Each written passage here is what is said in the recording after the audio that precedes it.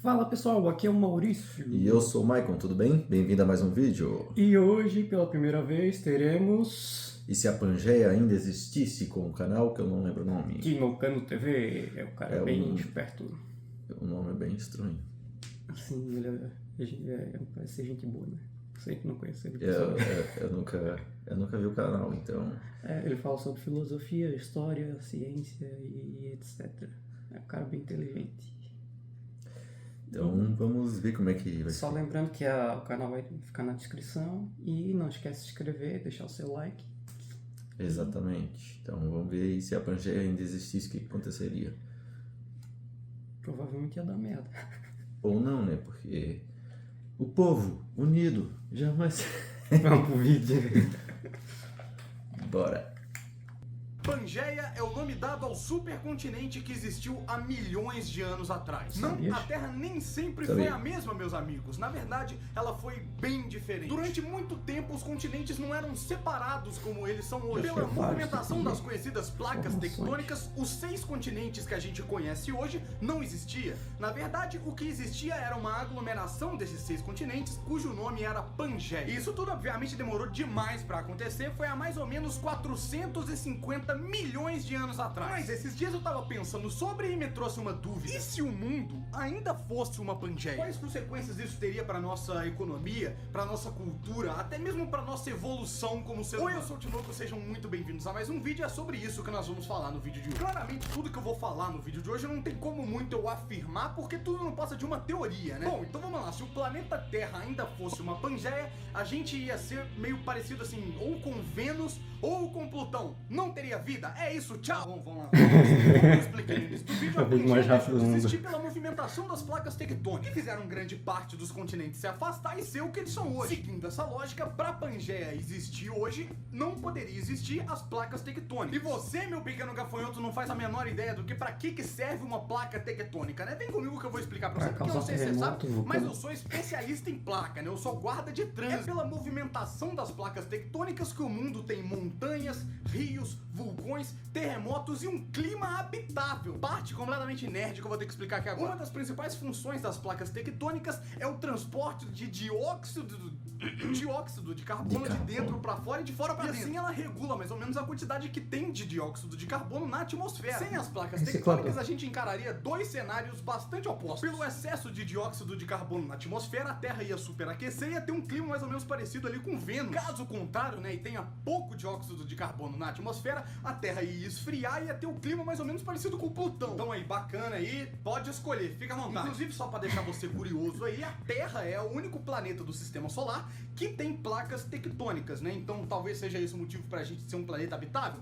Talvez, fica aí a dúvida, nunca vou saber te responder isso. Tá, mas vamos tirar essa parte de que não teria como sobreviver. Deixa a gente brincar. Por algum milagre a gente sobrevive e a Terra tem um clima habitável. O que aconteceria? Muitas poucas espécies de animais e plantas existiriam no planeta.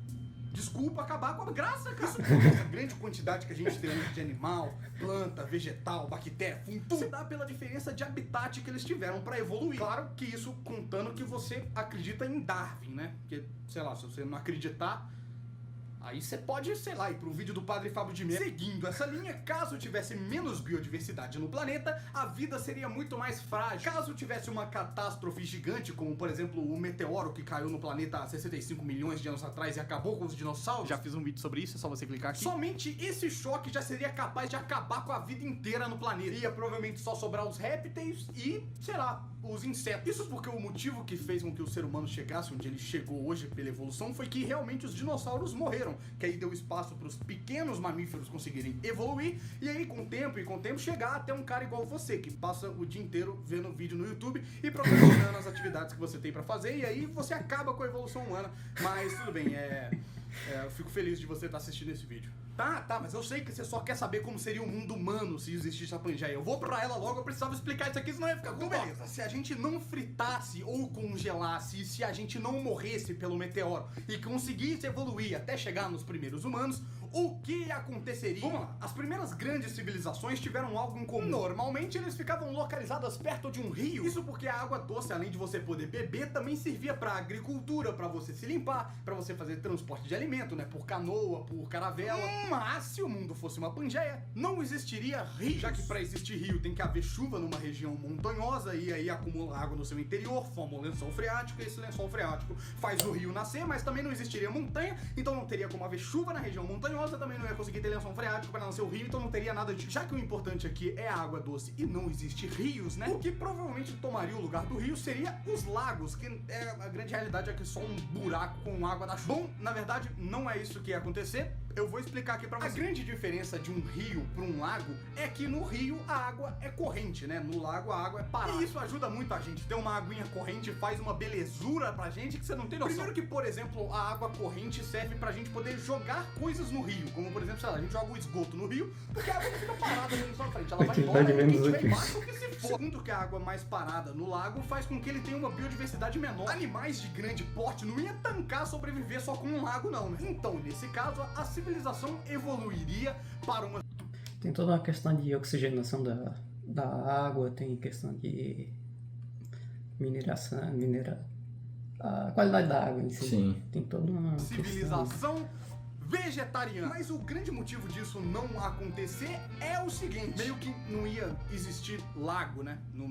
Mais ali no meiozão ali da Pangeia. Não ia rolar isso. Mas, como eu disse no início, o lago é só um buraco com água da chuva. E para que um buraco com água de chuva aconteça, você precisa de, sabe o quê? De chuva. E a chuva não ia conseguir chegar no meio da Pangeia. O vento úmido que vem do mar não ia conseguir chegar no meio. Então, provavelmente, lá seria um deserto gigante, mesmo. A civilização provavelmente evoluiria perto das áreas litorâneas. E a água doce ia ser encontrada em lagos, né, perto da região litorânea e também nas frutas. Isso faria com que as florestas também fossem localizadas na região costeira. Ou seja, por exemplo, a Amazônia não iria existir. E como as florestas com grande biodiversidade e muita água ia estar na região costeira, a civilização provavelmente também seguiria esse caminho e todos os humanos iam começar a ficar mais no cantinho ali, mais na parte do mar mesmo. E com a humanidade seguindo mais ou menos o mesmo caminho em comum, faria com que a diversidade cultural, a diversidade dos idiomas fosse bem menor. O planeta inteiro provavelmente falaria uma língua só com diferentes sotaques. Olha só que coisa bizarra. Todas aquelas super civilizações que evoluíram a partir das grandes navegações